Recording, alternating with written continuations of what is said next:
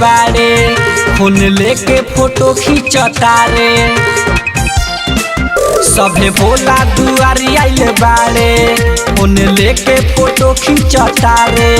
जल ढारे में देखो कांवरिया, ये समाइल गजब के मारे। जल ढारे में देखो कांवरिया, ये समाइल गजब के मारे।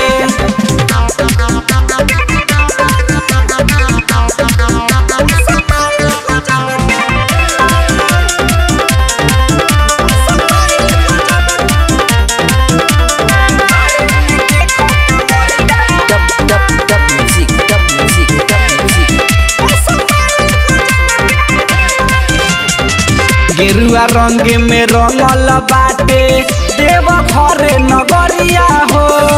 बोलबम गूंजता मस्ती में झूमता, देखो आज कांवरिया हो। केहू पैदल गाड़ी से केहू आइल बा, झोला भर के चिलम गाजा लाइल बा। धुआं धुआं उड़ावत बाड़े, कम केहू से केहू ना बाड़े। जल ढारे में देखो कांवरिया, ये समाइल गजब के मारे। जल ढारे में देखो कांवरिया, ये समाइल गजब के मारे।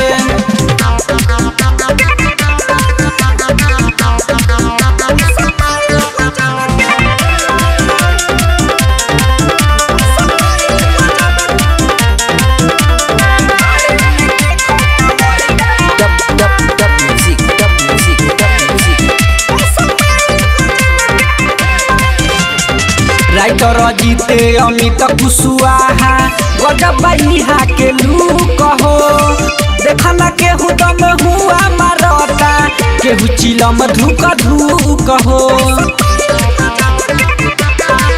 दीपू दीपक अमित भी अइले हो, भोले बाबा के दर्शन कइले हो। चंदन छय से लफी लेता रे, धन हो बनी सखी कहता रे। जल ढारे में देखो कांवरिया, ये समाइल गजब के मारे। जल ढारे में देखो कांवरिया, ये समाइल गजब के मारे। Mix by Chandan Pandey.